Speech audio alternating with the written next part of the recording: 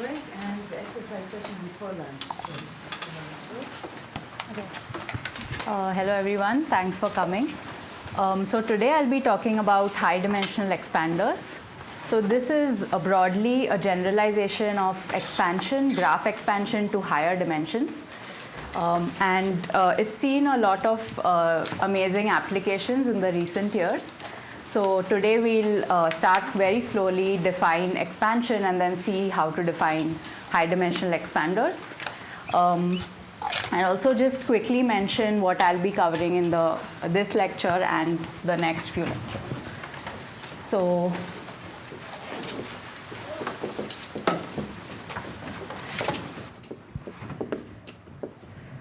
today we'll be starting with the definitions of just graph expansion and high-dimensional expansion.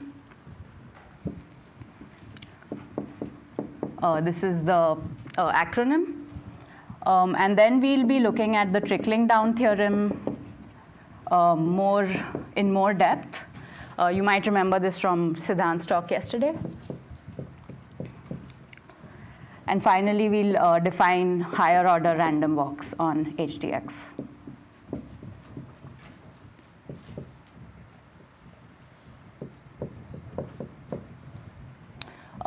In the next few lectures, so unlike expander graphs where we know a lot of constructions and random graphs are expander graphs, we'll discuss a bit why random hypergraphs are not high-dimensional expanders. So we really only have like algebraic constructions which satisfy this high-dimensional expansion definition.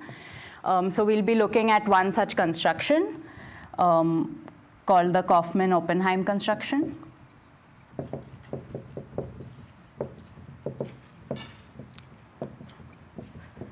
And finally, if time permits, we'll look at one application to agreement testing.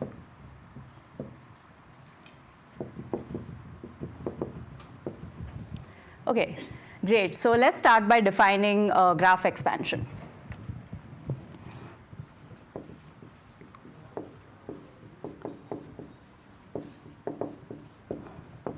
So there are two important notions of expander graphs, and both of them are equivalent. So let's see the first notion.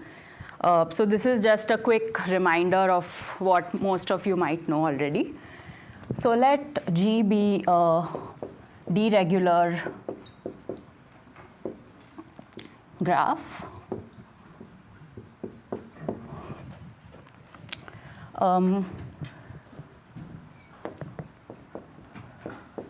We say that G is a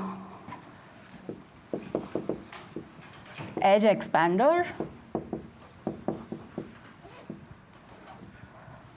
epsilon edge expander if the following quantity, which is the combinatorial expansion of G, which is the probability, the min over all sets in G of size less than n over 2, of the probability that an edge leaves the set is large. So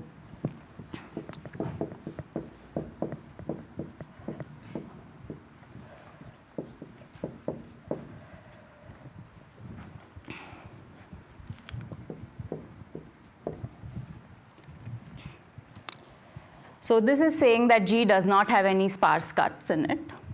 So if you take any partition of G into some set S and its complement, there are many edges going out of S. And the second definition is of spectral expansion, where we look at the random walk matrix of G. So look at A, so let A be the normalized adjacency matrix.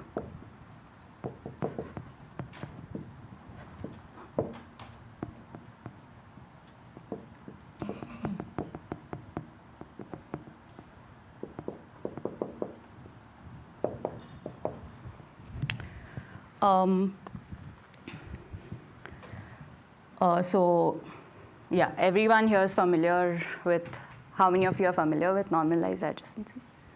Okay, so most of you are familiar, and we say that G is a lambda expander if the second eigenvalue of A is at most lambda. And this is a quantity in 0, 1. Okay. And today, so when we generalize these two definitions to higher dimensions, they actually lead to two different definitions. Even though there is a relation between, there's a very tight relation between these two quantities using Cheeger's inequality. When we generalize it to higher dimensions, they actually lead to two unequivalent definitions. This leads to the definition of coboundary expansion.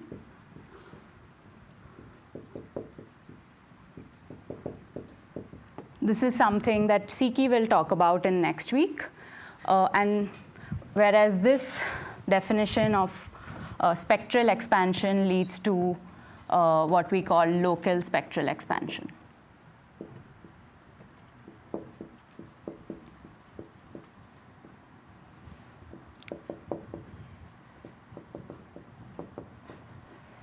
And in this week, we will be only focusing on the second definition. Okay, so any questions up till here? Yeah. So here, if lambda is smaller, it's better expansion. Yes. Is that correct? Yeah.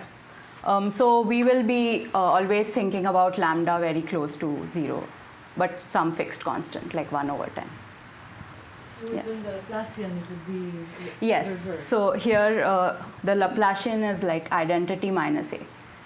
So it would be the reverse. Yeah. There are examples of coboundary expanders that are not local. Yes, exactly. So there are examples of both coboundary expanders which are not local spectral expanders and vice versa. So this makes the HDX notion even more interesting. Okay, any more questions?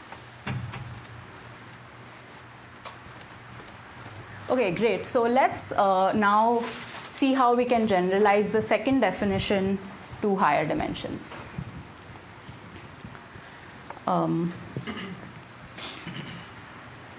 So there are roughly two viewpoints.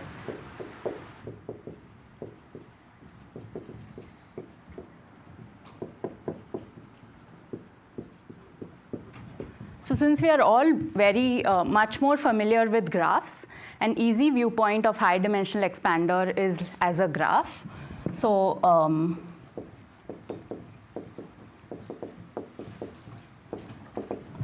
so a high dimensional expander can be thought of as just a graph, G.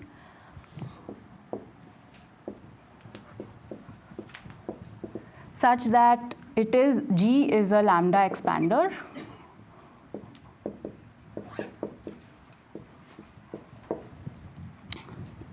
Just in this sense.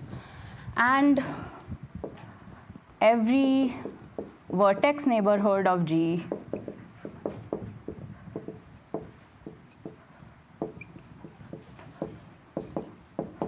is also a lambda expander. So when you're given these two properties, we'll call it a two-dimensional HDX. And this is something we saw in Siddhant's talk yesterday.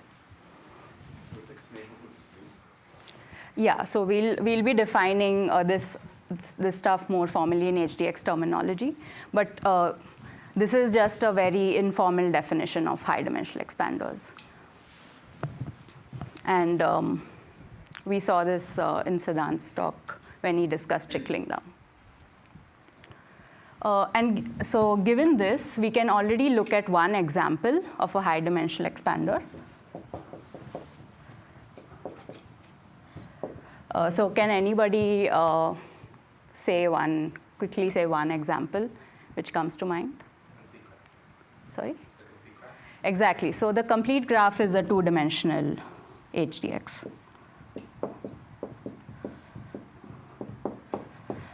So let's just check this quickly. The complete graph has property 1. The eigenvalues are actually minus, so complete graph on n vertices has lambda 2 equal to minus 1 over n. So it's a zero spectral expander. And if you look at any link, so take any vertex, suppose you take the vertex 1, it's connected to vertices 2 through n. And the graph on these vertices itself is the complete graph, so it has lambda 2 equal to minus 1 over n minus 1.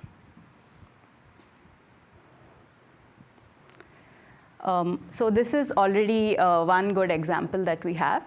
But we might have graphs which are not as nice as the complete graphs.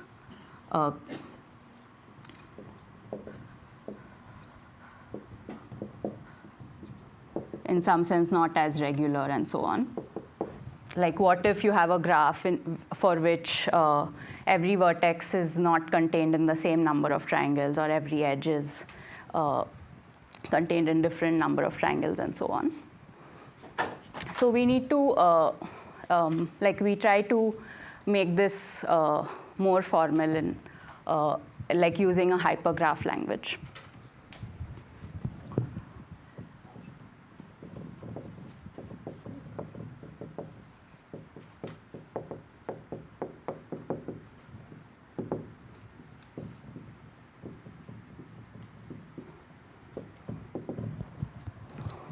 So the second viewpoint of high-dimensional expanders is as a hypergraph, and that's where the high dimensions come from.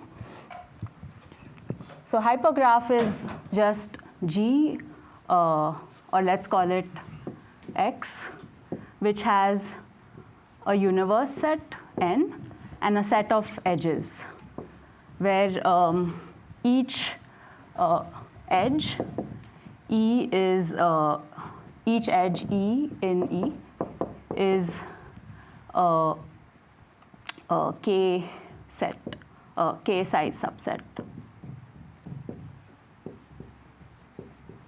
of N.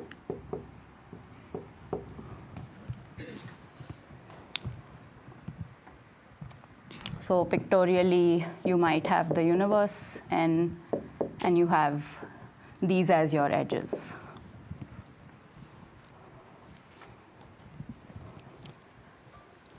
Okay, so any questions? Yeah, so this is a k-dimensional hypergraph.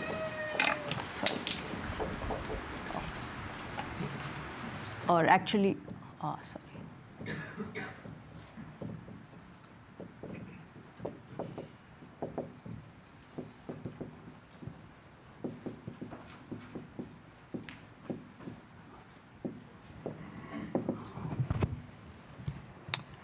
So just a usual graph is a one-dimensional hypergraph, where you have your universe N and a set of edges where each edge contains 2 points in the universe. Okay. Any more questions?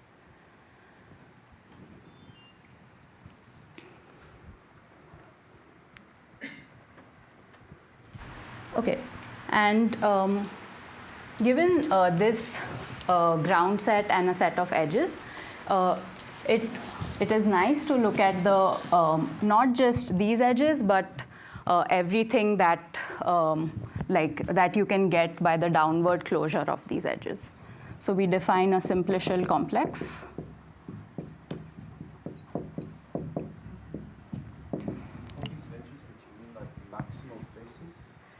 Yeah. So we'll now define a simplicial complex where we'll give different names for the same things. So the simplicial complex formed by this hypergraph is going to be, we'll write these guys in a more convenient format, where at the k minus 1th level, you put in all subsets, all these subsets of E. So these are k-side subsets of the universe. And now at lower levels, we'll just take their downward closure. So here, for example, if we had the subset 1 through k, we'll put in the all the subsets 1 through k minus, oh, sorry, right.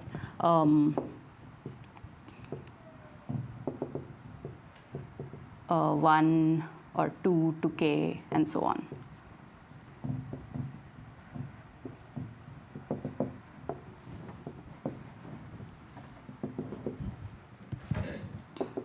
And we keep putting in all the sets until we get to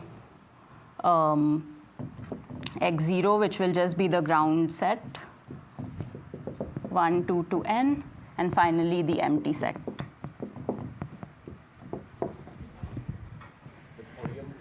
Oh, sorry. It looks like you might, does it slide?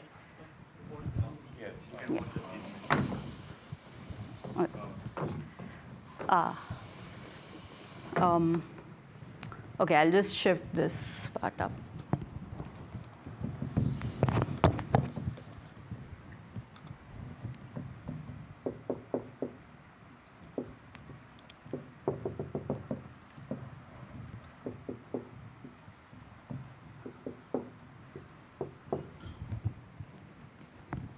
Okay.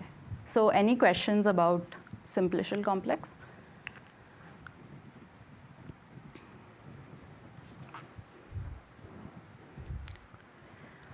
Okay, and now let's just do an example.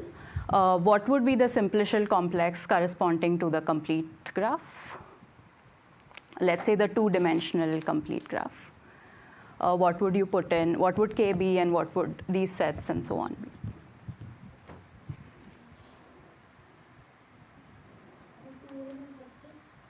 Yeah, so k would be 2, and here you would have all 2-element subsets of n, and at x1 you would have all 1-element. Sorry, at x2 you would have all 3-element subsets. X2 would have all 2-element subsets. X1 would have n, and so.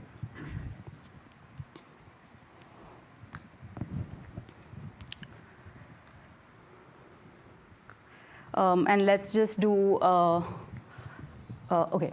And now we want to formalize this definition. So we have put in the simplicial complex. Now we need a notion of neighborhoods.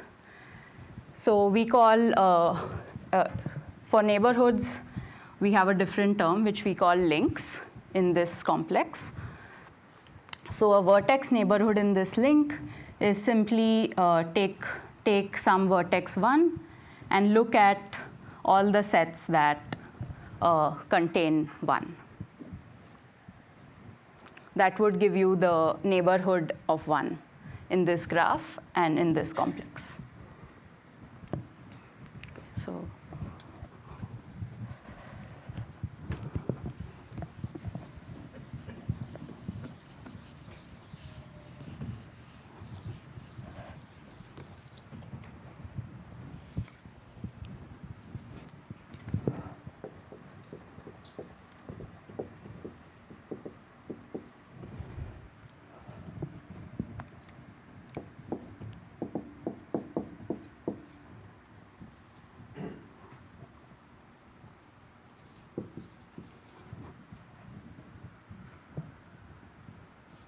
So for some face, face is just some set here in this complex X, which occurs anywhere in the complex.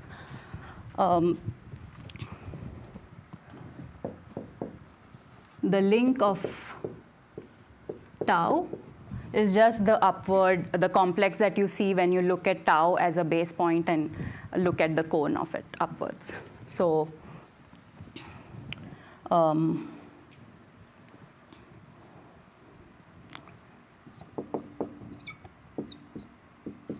so its link itself is a simplicial complex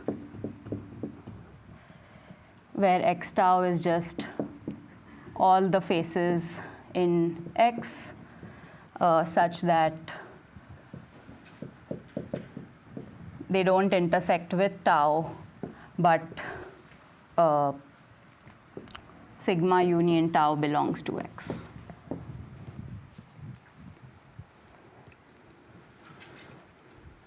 So now let's do an example which is not the complete graph. Just to say that it's the upward close, but when you remove tau from every place. Yeah. So I will just do an example to make this more clear. So let's look at the graph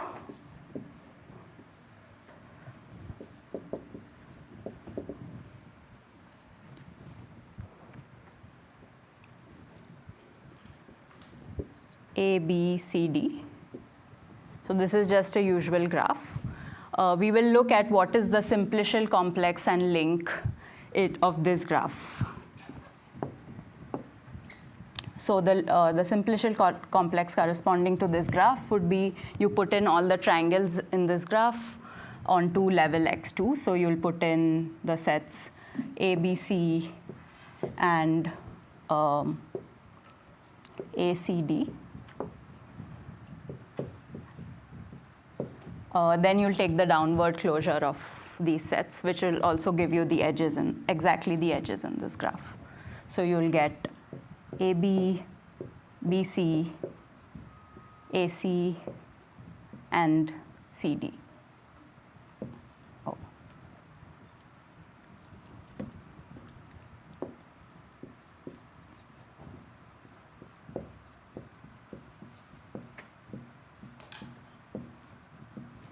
Finally, at level 0, you'll get all the elements, so all the vertices in this graph.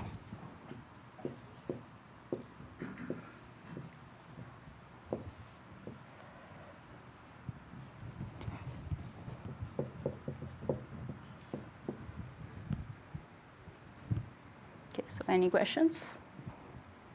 So is the class of hypergraphs one-to-one correspondence with the class of simplicial complexes? Yes, so the hypergraphs you can immediately write as a simplicial complex where you put in all the edges in the hypergraph at the highest level and then take its downward closure.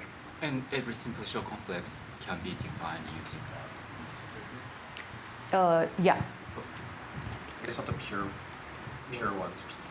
Yeah, we will ignore distinctions about pure and impure. You always work with simplicial complexes for which, like, every triangle you see is actually there. Yes.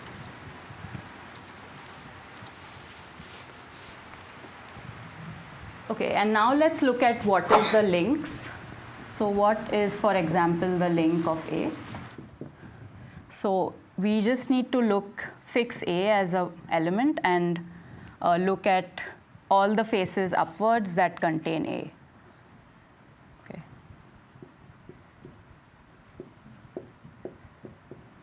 So these are going to be this complex. Oh.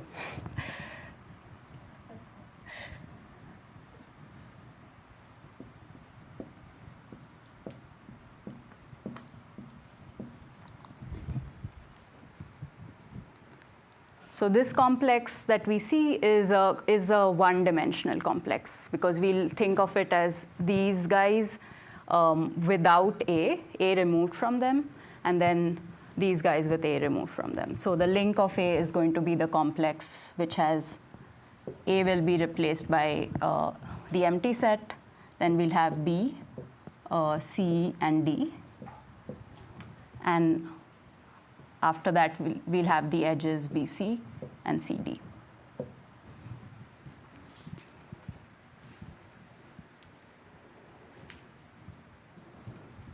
This is also equivalent to the graph where you just look at A and look at its neighborhood. So this is just going to be the graph BCD.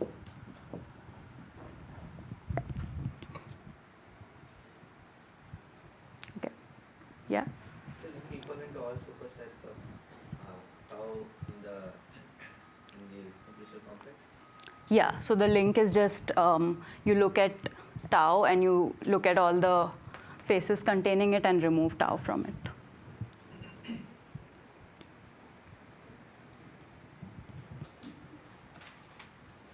Okay. And this, now we are in shape to define high dimensional expanders. Just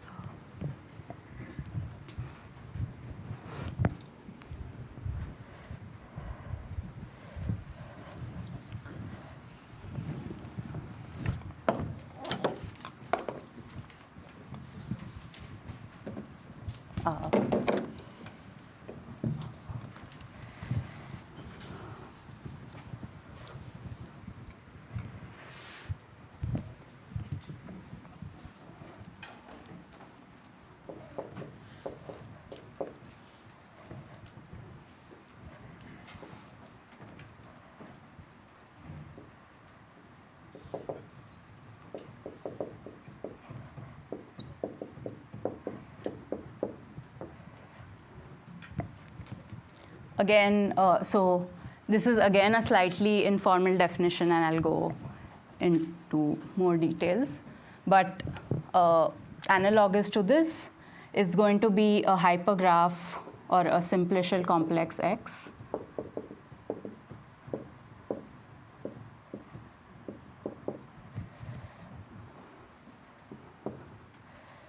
Which is k-dimensional, such that every link of X is such that the base graph,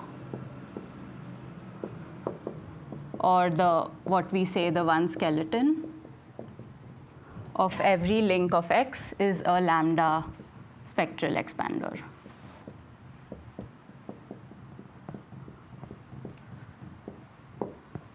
So what do we mean by that? For example, in this simplicial complex, you look at any link, for example, the link of A, you get this complex, and you look at the first two levels of the complex. That gives you a graph. That graph needs to be a lambda spectral expander. Yeah.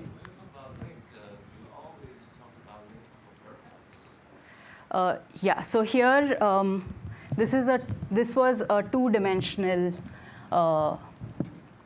This was a two-dimensional HDX.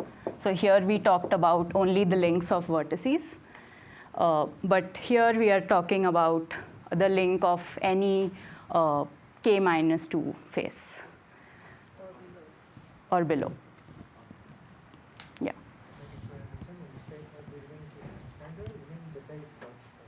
Yes. Yeah. So the base, such that the base graph of every link is a lambda spectral expander.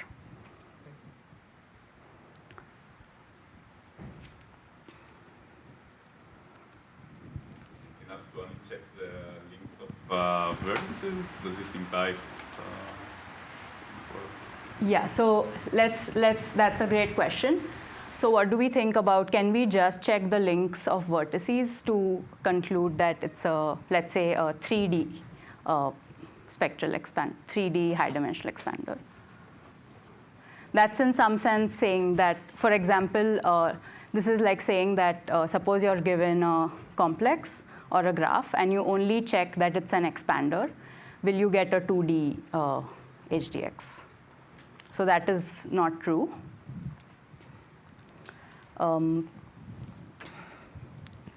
So for example, your graph can be a lambda expander. It can be a tree-like graph when it's random. Yeah, so let's just do that example here.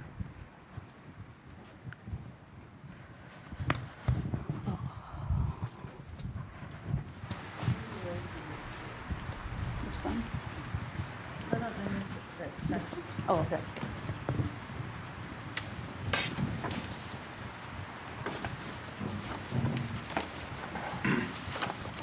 In this definition, you include the link of the empty set, like to say that the whole skeleton is an expander? Yeah. So this includes empty set.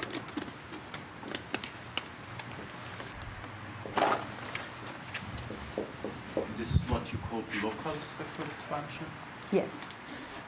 So we are only, in this talk, only focusing on the spectral generalization. Local spectral.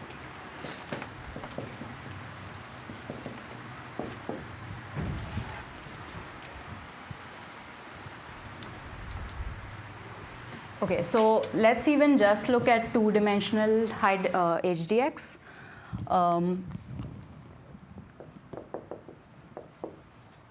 And see why random 2D HDX fail, or two-dimensional hypergraphs.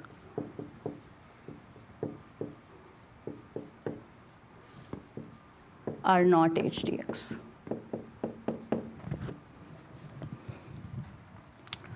Okay, so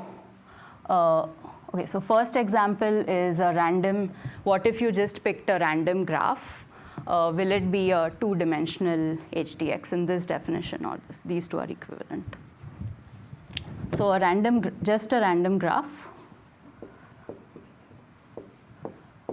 We all know that it will look tree-like. So this will be its local structure. Maybe you want to say what a random graph is, what density?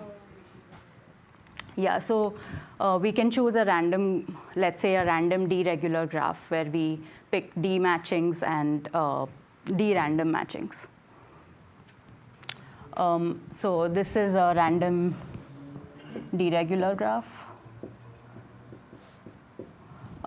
With high probability, all its neighborhoods will look tree-like. So overall, it will be a lambda expander. For lambda being like 1/10.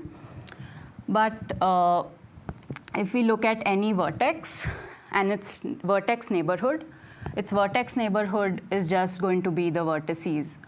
Like this guy's vertex neighborhood is just going to be a disconnected graph. So it's not a lambda expander.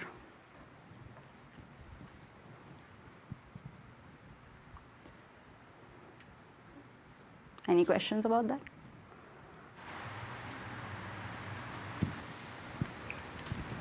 So you might think that what if we didn't take just a random graph, but what if we took the vertex set n and tried to put in a triangle with some probability?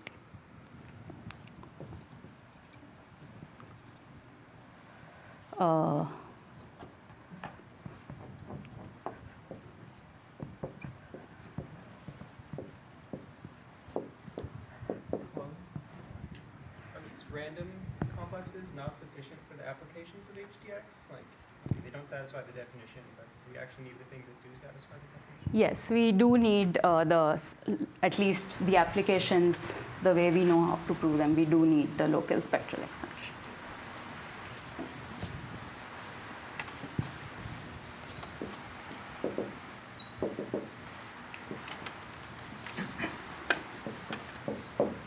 So here, the way we generated it was to put in an edge with some probability.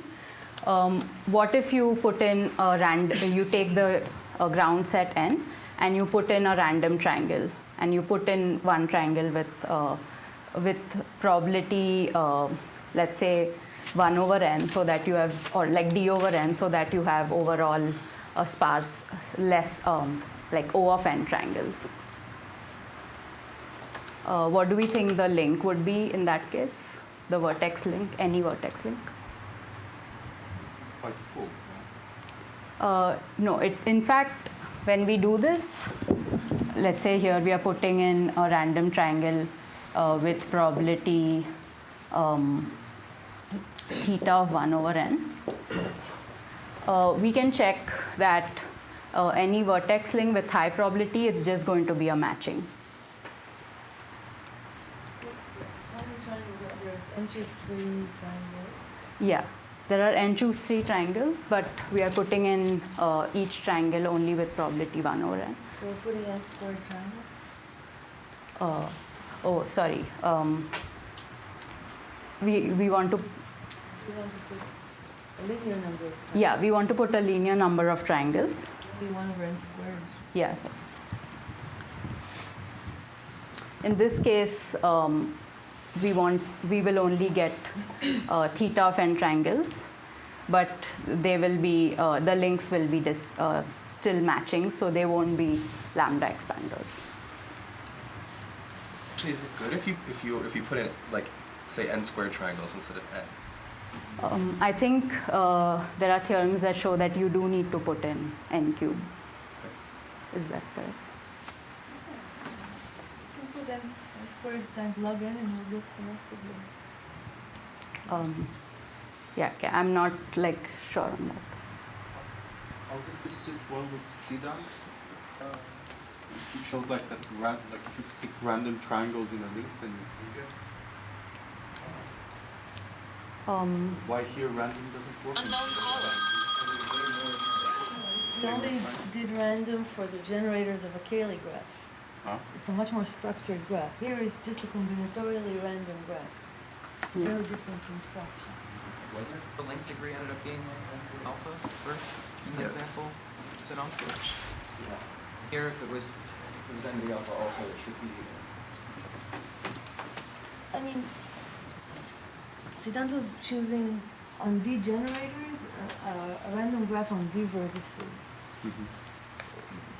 So all the links would look the same. They look like random graphs that are expanders on D vertices. Here we're choosing over all the n vertices random triangles. It's a much less structured situation. So in fact, it is open even just to construct 2D HDX using some good random model. Maybe you could come up with more sophisticated random models. I guess in this case, if the edge density is much higher, then you start to see a link would start to look like a random graph with enough edges, and then it will be an expander. Right. And then Yeah. it will be- Yeah.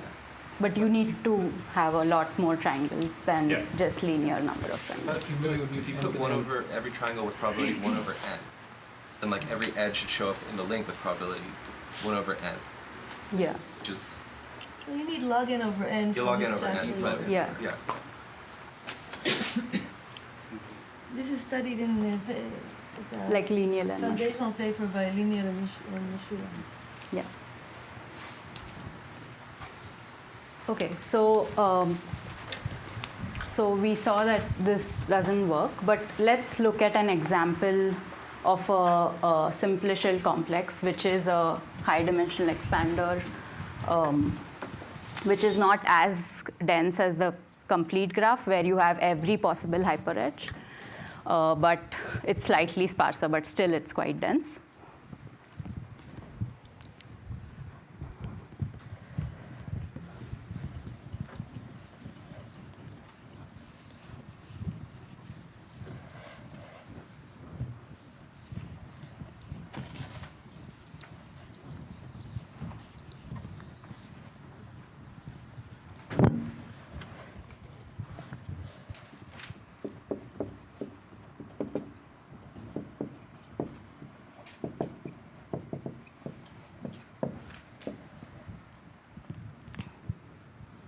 So these are called spherical buildings. Okay, so it's the definition. Let V be a vector space FQ to the R. Then the spherical building is the particular this particular simplicial complex, where on X0 you have all possible subspaces of FQ to the R. So in particular, you'll have the points of FQ to the R. Then you'll have lines, planes, and finally the R-1 dimensional subspaces.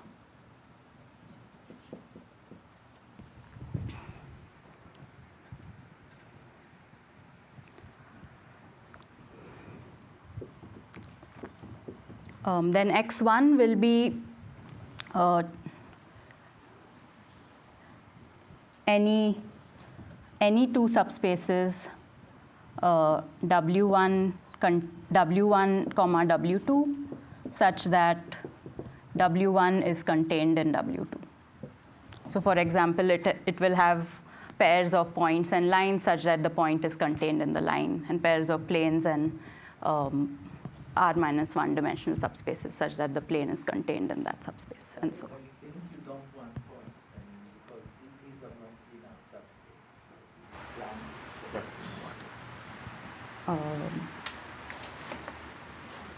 Oh, I meant affine. Okay.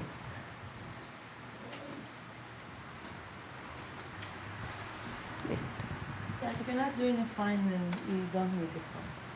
Okay. But the Yeah. links all look the same, on the same level. Yeah. So we'll get to what the links are. Then those are lines through the origin, planes through the origin. And Yeah, these are, actually I meant affine subspaces, sorry about this, in which case you will have points. So these are all the set of affine subspaces.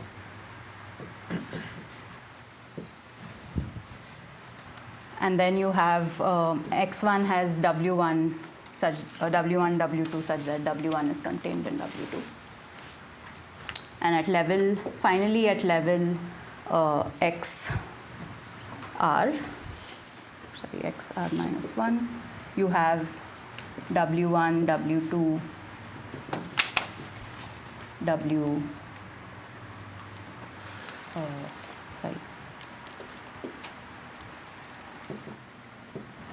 Each face here is going to be a chain of subspaces such that they are contained. That's not this. That's not Ah, what okay. people call. Okay, sorry. Okay, let's just do mean.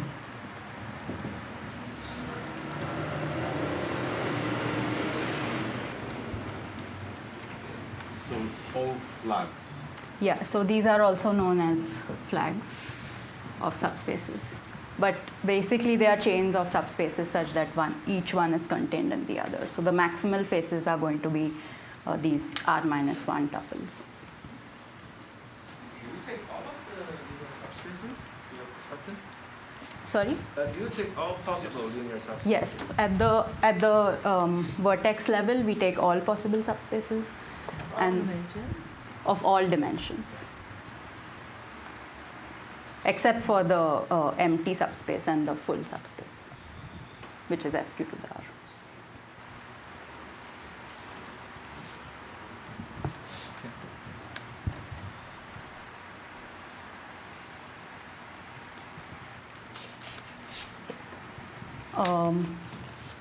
And let's look at the link at level X R-4.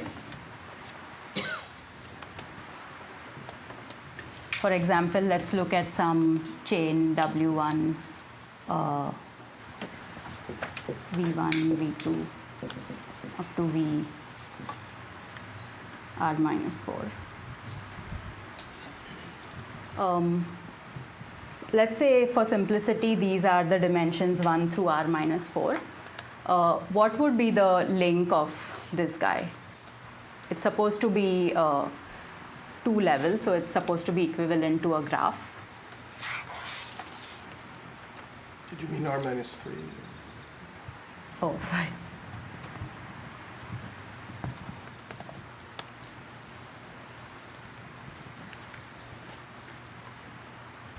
What is the question again? The question is, what is the link of this space where you have V1 through VR-3, where these dimensions are just, for simplicity, 1 through r minus 3. Yeah, so it's going to be the projective plane or the lines versus planes graph.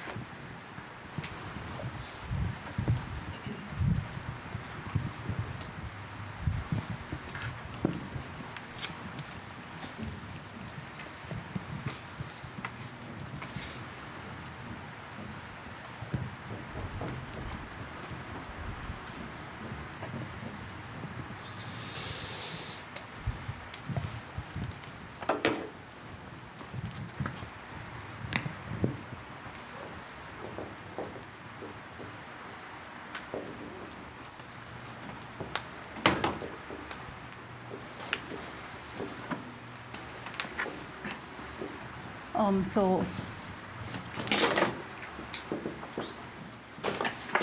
this will be our base point, and here we will have basically all subspaces V such that V contains VR minus 3. So you'll have lines and planes, and then here you'll have or let's call this W. Here you'll have W1, W2, such that W1 contains VR minus 3. And if we draw this out as a graph, you will get the lines versus planes graph that Siddhant also talked about yesterday.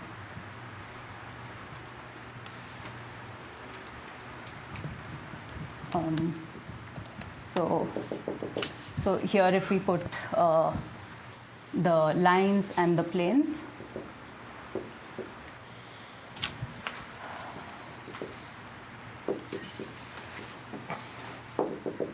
there will be an edge between a line and a plane. So a line will be W1 and a plane will be W2 whenever W1 is contained in W2. So this link is isomorphic to the lines versus planes graph in FQ to the 3. Maybe you can say first that if a spherical building of dimension 1 is exactly the lines versus planes. Yeah. Because you have vertices for every one-dimensional subspace, those are lines, and vertices for every two-dimensional subspace, those are planes. Edges whenever a line is contained in it. That's exactly the one-dimensional. And when you go to higher dimensions, this appears again as a link, like you. Yeah. What Eri just said is that when you look at just the one-dimensional version of the spherical building, you will get lines. You look at FQ to the 3, in which case x1 will be just lines and planes. X0 will be lines and planes in FQ to the 3, and you'll have an edge exactly when the line is contained in the plane. So this will be the, this is the spherical building. This is also the spherical building. Can you write it a little bit bigger? It's a little bit hard to see from that. Oh, sorry, yeah. So this is the lines versus plane in dimension 1. In spherical building in dimension 1. And when we go to higher, this is an actual higher dimensional generalization of the lines versus planes graph. And then when we look at the topmost links, we will again get the lines versus planes graph. Yeah. When you look at the link of a lower dimensional face, not codimension 1, do you get like a K-par type graph or something like that? Yes. So when we look at, for example, when we just look at the link of the empty set, the vertices will be lines, planes, r minus 1 dimensional subspaces. And you'll have an edge exactly when a line is contained in a plane and so on. So there won't be any edges in the lines or in these subsets, but you'll get a R-partite graph. The skeleton of that is again this. Yeah, so we'll come to the spectrum soon. So you were talking about saying the top links are these lines versus planes graphs, but that was when you took subspaces of dimension 1 up to r minus 3, v1 to vr minus 3. You could also like skip a dimension. What happens for those? Yeah, that's a great question. When you skip, it's possible to skip dimensions and get better, maybe better expansion. The things you get are only better expanders than this line versus plane. Yeah. Maybe we can do it as an example, like skip the first dimension and then go from 2 to r minus 2. Okay.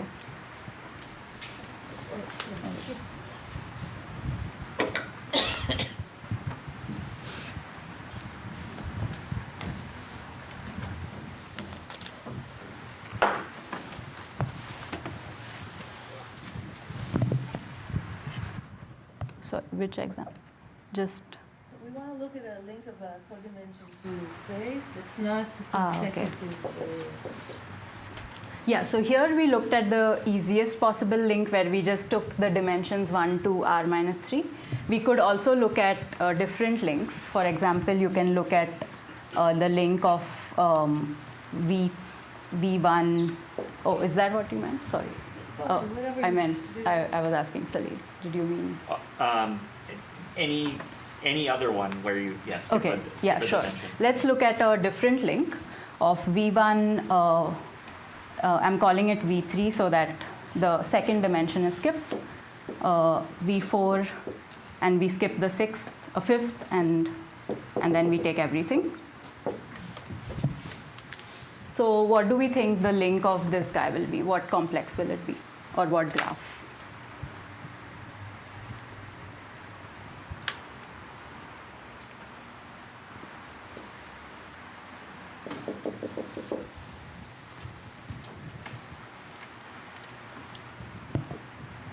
So again, it will be two-partite. There will be two possibilities. One would be for the subspaces which come here, and one would be for the subspaces coming here.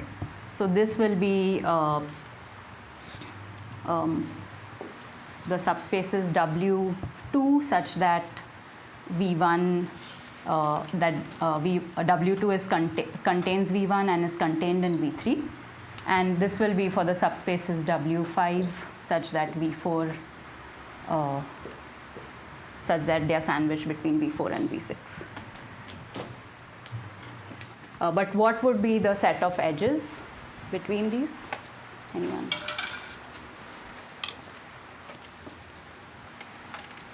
Everything, no? Sorry? Everything? Yeah, actually you would have all possible edges. So in some sense this is a simpler link because once W2 is contained in V3, this is already a chain, a valid chain. So you have every possible edge. So you get the complete graph, complete bipartite graph. Okay. Oh, yeah. I was just, is it true that if you, let's say you were interested in constructing sparse graphs, like you can't get a truly sparse graph, but if you take like maybe 1, 2, and 3-dimensional subspaces and then take in like a really high, like a 1,000,000-dimensional space or something, then you get like a spectral expander that's like, the number of triangles is like n to the something very close to 1? I don't think you can directly get sparse graphs using spherical. Not really sparse, but like close. Yeah. You can get, I think one of Max's paper also gets 2 to the root.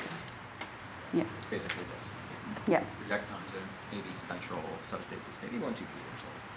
Yeah. Okay, so what Just a comment. When people say stuff in the audience, maybe folks can speak a little louder because it's hard to hear from even a few rows away. Okay, so do people know the eigenvalues of these? So, okay, I won't go through all possible examples. Essentially, you'll either get the lines versus planes graph or you'll get the complete bipartite graph. These are the two possibilities. And you can check this. So what are the eigenvalues for these two graphs?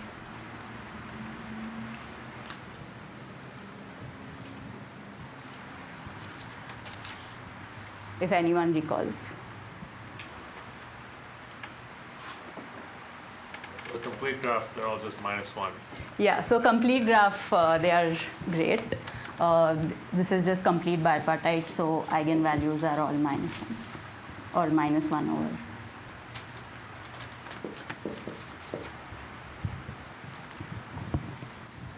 But for this guy, we also have an exercise on this, that the second largest eigenvalue, or lambda 2,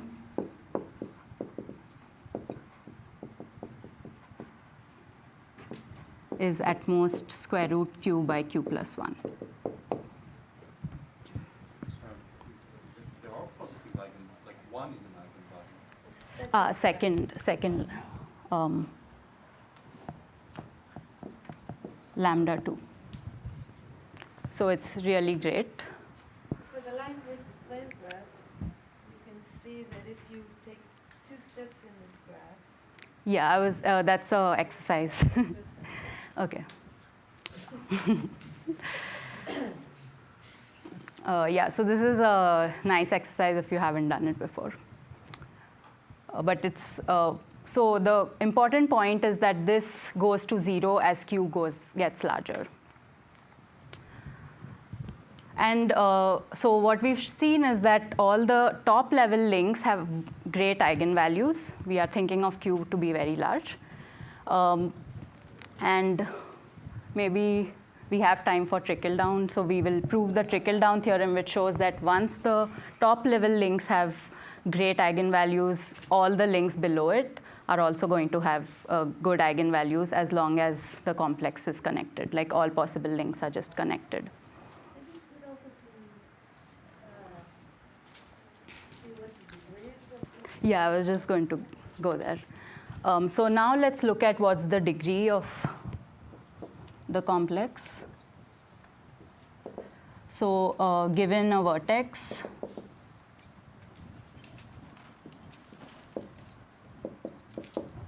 how many faces is, how many r minus 1 dimensional subspaces is it contained in?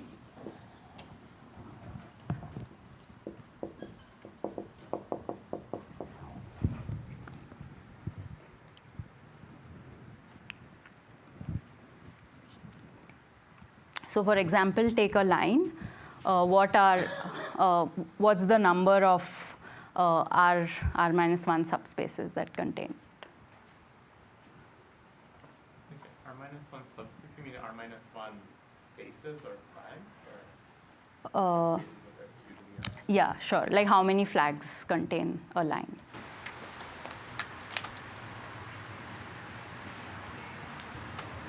So this is also an exercise, but you can see, you can show that it's roughly going to be q to the theta of r square.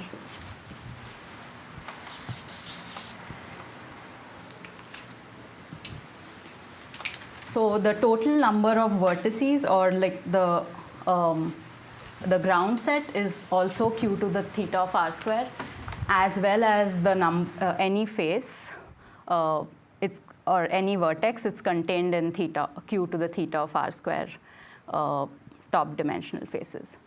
So this tells you that the complex is pretty dense. Even the number of edges is a lot. Yeah. Maybe it bears repeating slightly louder, since I think that Seal was telling us that it's not possible to hear. So Noah had pointed out that if you want to do better than this with just basically this construction, instead of taking all of dimensions of subspaces, you can take r going to infinity and take only the 3 central dimensions of subspaces, r over 2 plus 1, and r over 2 minus 1.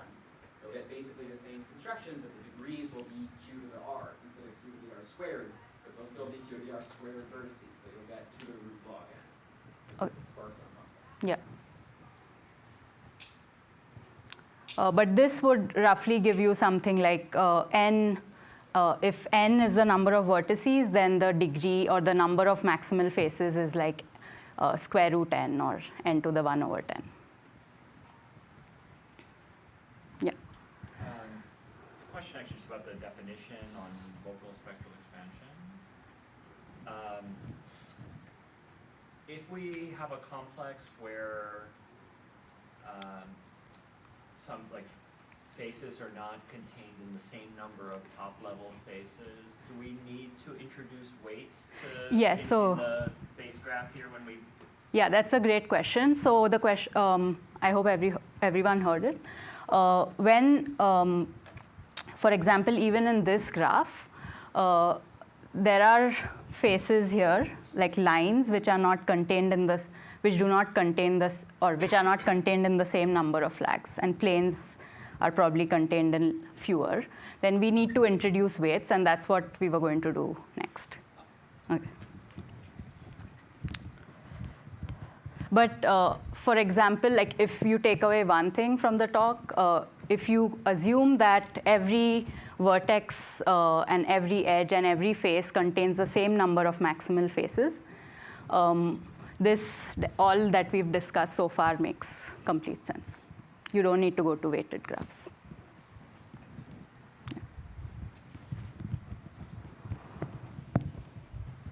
Okay, so any more questions about this example?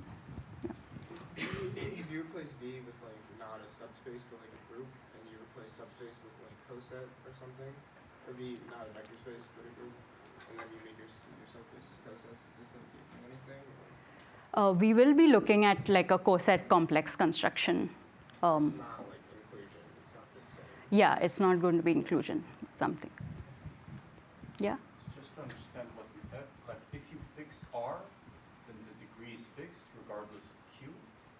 No, sorry, the degree also grows with Q. Yes. And also the expansion gets,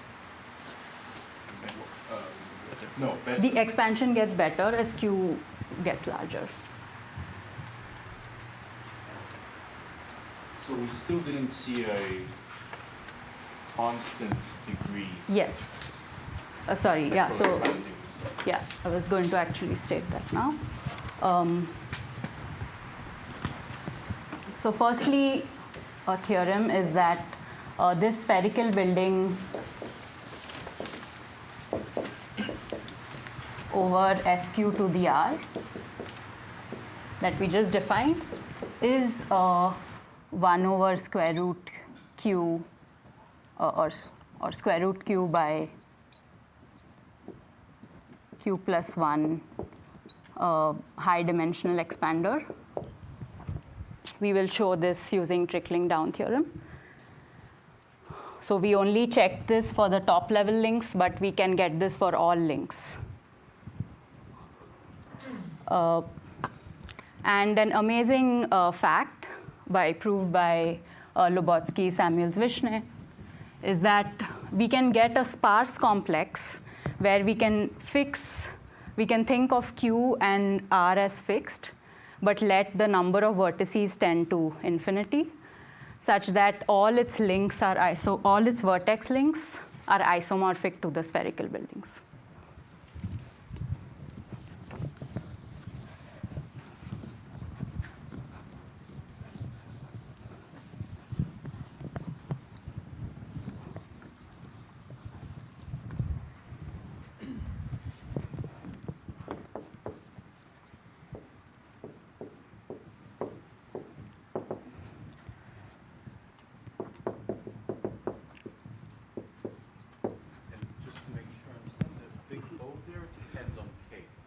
Yeah, on R. Yeah. Sorry.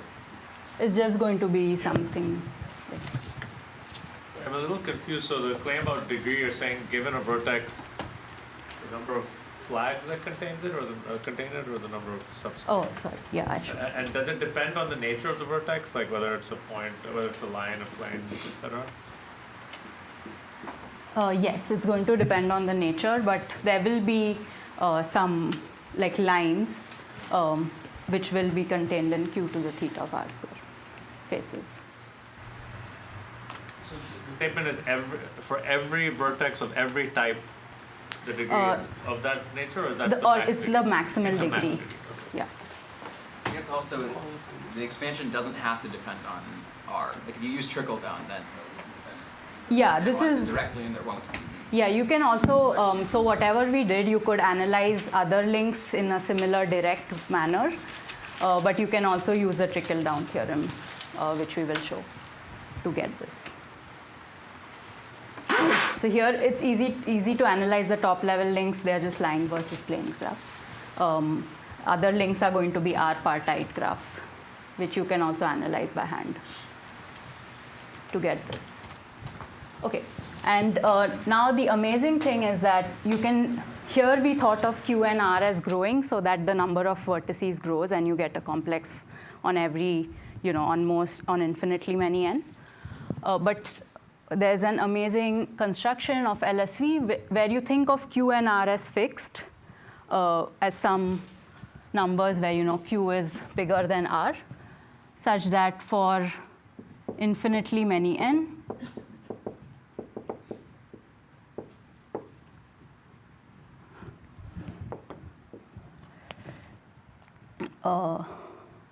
each vertex, there is a complex on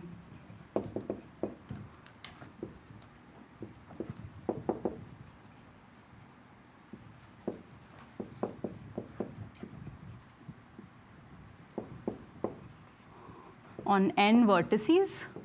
So the ground set has n vertices, and each vertex link is a spherical building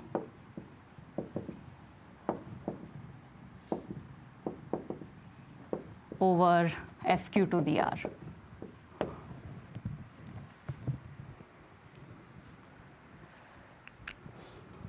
So now this means that given that the spherical building itself is a good high dimensional expander, you have this complex, all its vertex links are good high dimensional expanders. And again, using a trickle down theorem, you can show that even the link of the empty set has good spectral gap.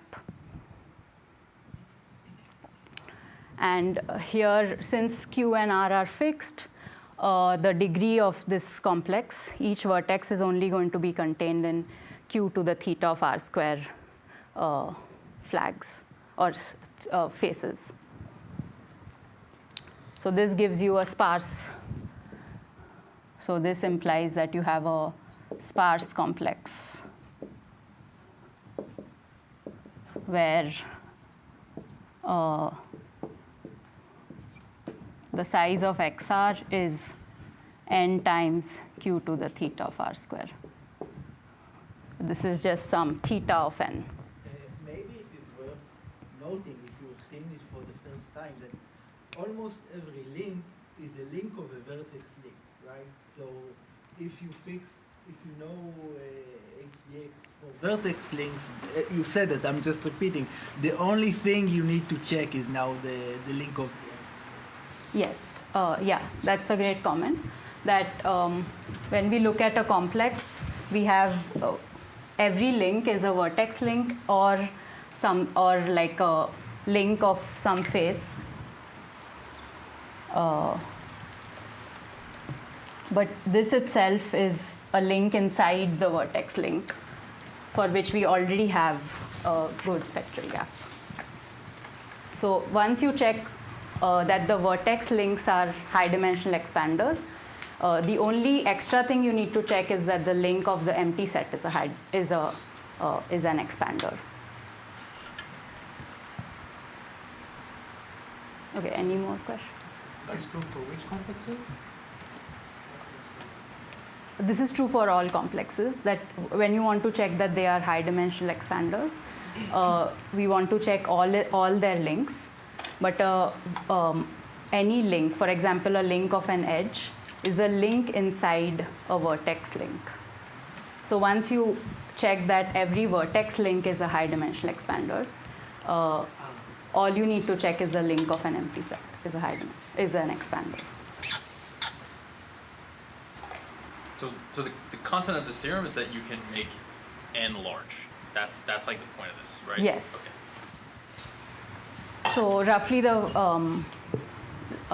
like it's a very complicated theorem, but the way like at a high level it works is that you have an infinite graph whose links are isomorphic to spherical buildings, and then you quotient that infinite complex or graph to get a complex for every finite n, or infinitely many finite n.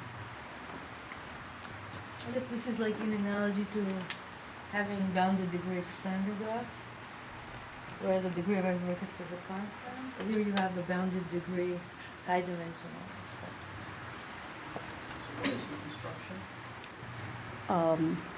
It's some quotient of, like, for every n, or for infinitely many n, you take quotients of the affine building instead of spherical. Affine building is some infinite analog of the spherical building. I see.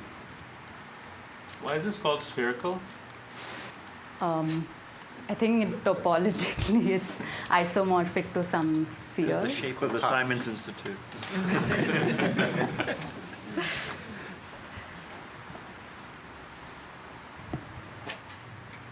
Yeah. So like the original spherical building is like a dense graph. Yes, yeah, because the number of vertices and number of faces is polynomials of each other. And then your point is that, okay, you can use this as a building block to actually build like a constant degree HDX. Yes. Yeah. Maybe I'll say this in a sec, but can you also do it using Cayley complexes? Yeah, these are actually Cayley complexes. So the ones like the base graph of these, or the link of the empty set for these complexes is a Cayley graph. Oh, Cayley graph. Yeah. Any more questions? Do we know that these are not co-boundary expanders, or they're? Yeah, so in some settings, we know that these are not okay, sorry. So these are actually co-boundary expanders also, but in some settings here, they are provably not co-boundary expanders, and in some settings, they are conjectured to be co-boundary expanders. Yeah. Cycle expanders, they might have non-empty. Yeah, cohomology. Why? Cohomology, which CQ will talk about next week. Yeah. And the way in which you prove that these are local spectral expanders is by analyzing the spectrum of some Laplacian element of an infinite graph? So the way we can prove this is just because the vertex links are spherical buildings. So the vertex links are already high dimensional expanders. So the whole, and the empty set is a high dimensional or a spectral expander because of trickling down theorem. So the thing that's like magical here is somehow the way of stitching together all these spherical buildings into a arbitrarily large Yes. HDX. Yes. Any more questions? This theorem is somewhat hard, right? Like, it's Yeah, it's very hard. many of us like who work on HDX. Yes, it's very hard.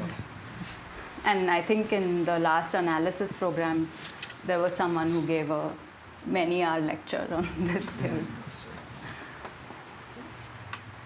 Which analysis program? The Boolean analysis. Surya gave like several lectures on this. Who gave the lectures? Surya? Okay. Is anything lost if we think of R as being like 4 for the rest of the talk? Yeah, you can also think of R as, you could think of just two-dimensional HDX. Like constructing two-dimensional HDX is already non-trivial.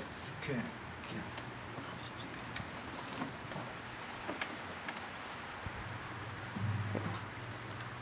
Any more questions? So one. So is it known whether there exists a group such that all of its finite quotient is higher expanders? Yeah, so the way this is proven is that there is some group such that you quotient. Okay, but so it's for O n. For infinitely many. No, it's like somehow prime unique congruence for some specific numbers. Even if it's all quotients, you won't get all n. Yeah. Maybe I'm like missing some type checking thing. How do you take a quotient of a group to get a simplicial complex? So actually you have a Cayley graph over some group, and then you take that graph has many cliques, so you can view that graph also as a complex, and that complex will have all its vertex links isomorphic to the spherical building. When you quotient it, you preserve the property that the vertex links are still isomorphic. Yeah. LSV complex, is it explicit, and is the difference dense enough? Yes, so you can get all of that. I just didn't write it. So you can get that, yeah, for infinitely many n, but a stronger thing that for each n, there's a complex on theta of n vertices, and you can construct it in polynomial time. The complex in poly of n time. Polylog the adjacencies? I think so. Yeah. Pick up of prime. You'll show another construction. Yes, I will be showing another construction which is simpler than the LSV construction of Kaufman and Oppenheim. But that's not based on, like the links will not be spherical buildings.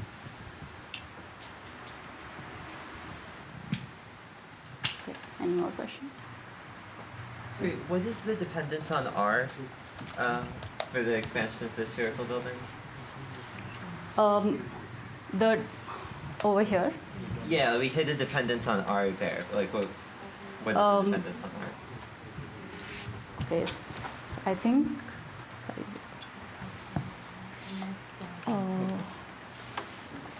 it's quite a mild dependence, something like. Again, there's no real dependence on Yeah, R. there This is no real, you could just think of it as this actually. There is no dependence on R. An easy way to show it is has a dependence. Again, just to make sure I understand the proof of this theorem, assuming such a complex as it exists, you use trickling down twice, one on each of these spherical buildings, and then you say that because each vertex is, because it's like a transitive graph coming like from a group, then all the links look the same and are FQR, and they are HDXs, so like Ital's remark, the whole big thing is an Yes. HDX as well. Yes.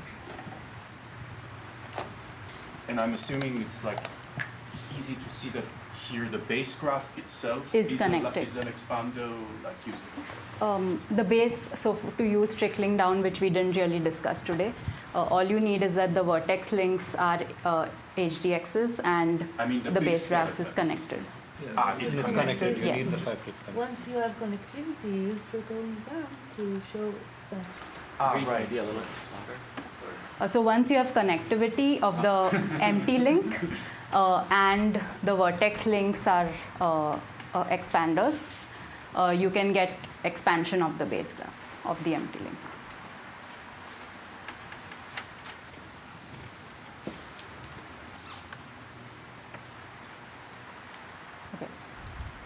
Okay, so I don't have time for trickling down theorem. Start. You have 10 minutes, so if Okay. you want to Oh, okay, I state didn't it and realize that watch is. My watch says 10:20, I don't know. Same here, you have 10 minutes. Okay, so that's all we'll say today for constructions. Now we defined all of this stuff, so we want to prove things with it. First thing we want to prove is a way to show something is an HDX, because this is quite a complicated definition where you need to check every link is a spectral expander. So first thing is, how do we show a complex is an HDX?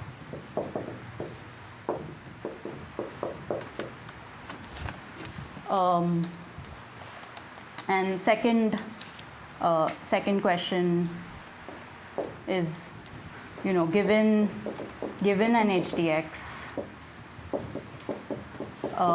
can we deduce something about random walks on an HDX?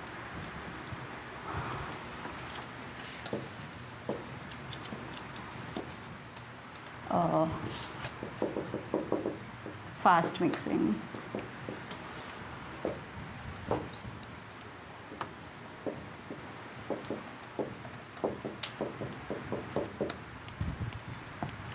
So for example, once you have a spectral expander and you look at its adjacency, normalized adjacency, or the transition matrix, you know that when you take a random walk according to it, it mixes well. We want to look at similar random walks on HDX where we, let's say, move from a triangle to an adjacent triangle, and you keep moving in this triangle to edge to triangle way. So this is also similar to Kwee-Kwee's talk, where he'll talk about it in a different equivalent way. But first we will be looking at how do we even show that the complex is an HDX. And the answer to this is using a trickling down theorem.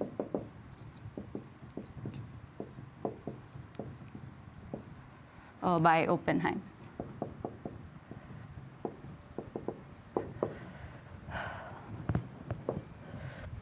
So roughly what this says is that once you have all your top level or in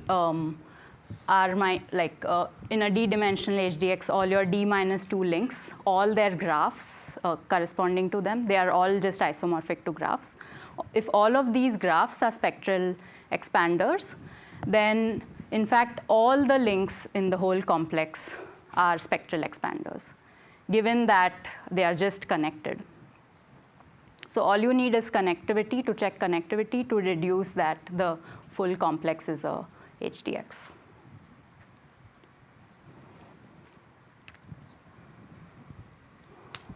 Okay, so any questions about that?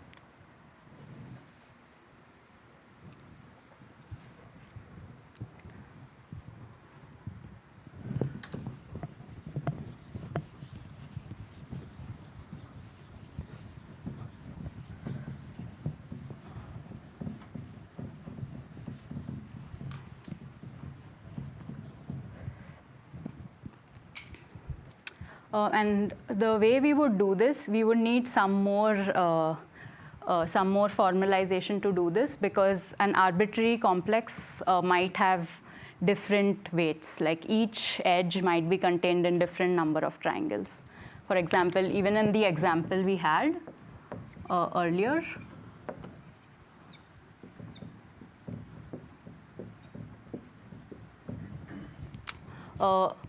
here every vertex is not contained in the same number of edges or edges. And each edge is also not contained in the same number of triangles. So we want to define all these links, all the graphs corresponding to them, as being compatible with each other. So we will look at a set of distributions on the complex, which makes everything consistent. So the way we do that is to look at our simplicial complex and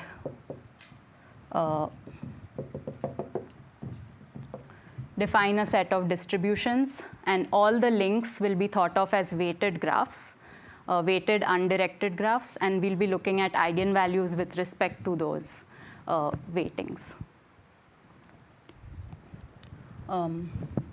So what we do is to put a uniform distribution. You can actually take any distribution over the top level faces, but we usually take the uniform distribution.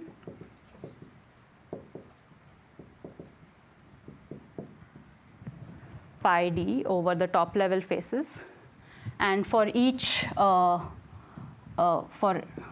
every a level below that, we look at the induced distribution going downwards. So what that means is to sample a face here in the level d-1, we pick a random face at level d, and we choose one of its d-1 subsets uniformly at random. And similarly, to sample a face at level xi, what we do is we pick a random face at level d and pick a random subset, I size subset of it at level I.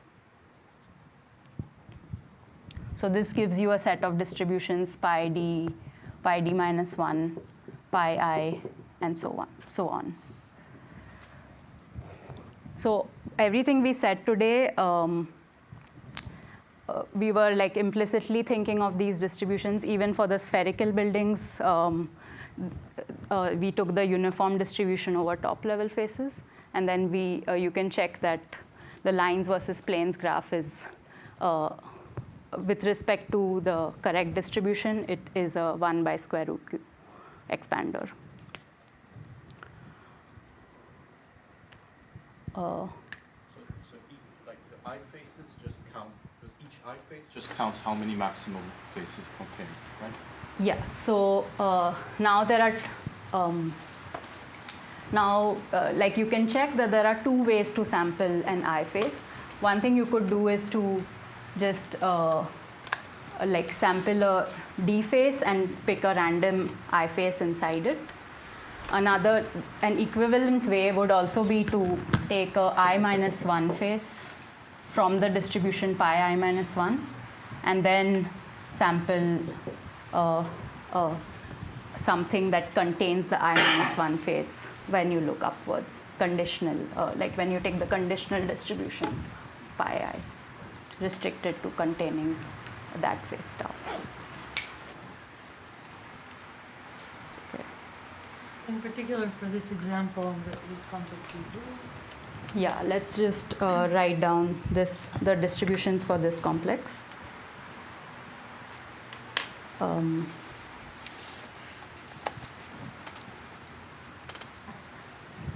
me just. So, for example, here pi 1. So pi 1 is a distribution over. So pi 2 is a distribution over triangles of this complex.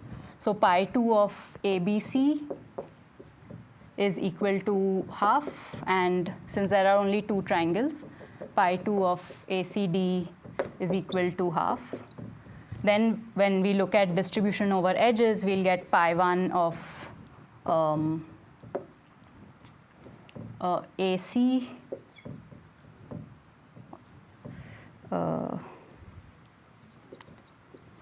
equal to 1/3. So you can see that AC is contained in 2 triangles, whereas like all the other edges are only contained in 1 triangle.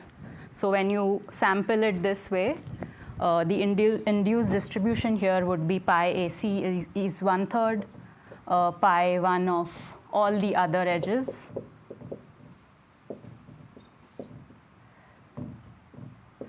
is 1/6.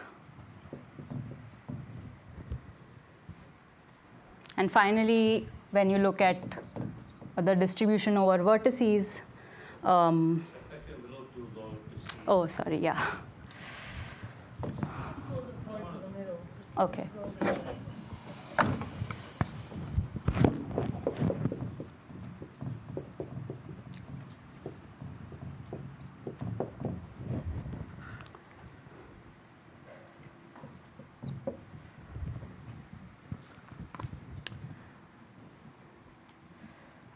And finally, when we look at vertices, again, every vertex is not contained in the same number of edges.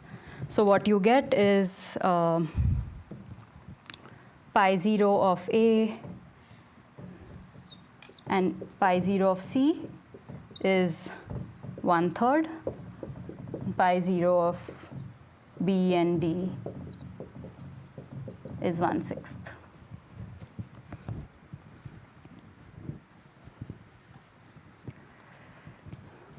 And how many of you are familiar with spectral graph theory on weighted graphs? Okay, everyone is. That's great. So, okay, most people are.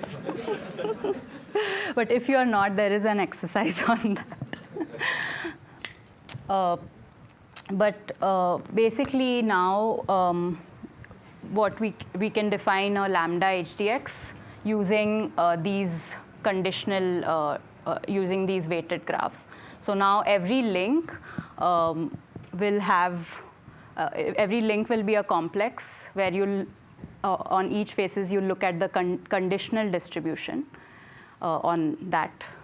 For example, when you look at the link of A, you will look at B, C, D. And the distribution over the vertices B, C, D will be the conditional distribution when you condition on, or when you condition on being only B, C, D. So for example, you'll get, yeah, 1/4, like in the link of A. The distribution will on the vertices would be 1/4, 1/2, and 1/4 on B, C, D. So it's an irregular graph, and you want these irregular graphs, potentially irregular graphs, to be expanders.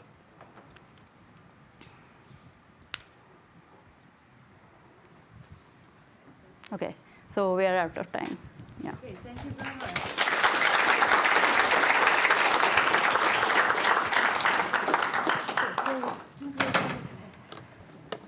We're kind of out of time. Let's go ahead to the break, and after the break, we'll come back to the exercise sessions. Today, we have 4 exercise sessions. We already had 3 speakers yesterday and Mitali today. So there's a room over there. There's also a room over there for exercises for Mitali. And then here we have we want to switch them up, or we leave it like it was? I guess we can leave it like it was. So we'll see exactly what happens.